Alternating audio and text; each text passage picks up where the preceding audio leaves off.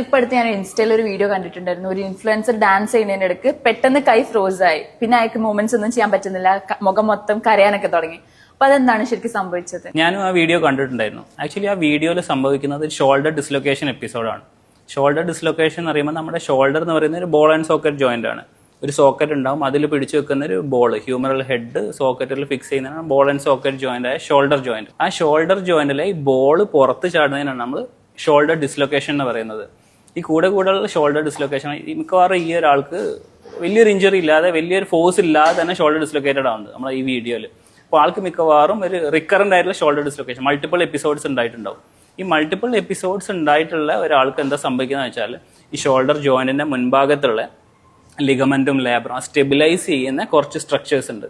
Ligament, labrum, muscles അതൊക്കെ കുറച്ച് week ആയിട്ടുണ്ടാവും.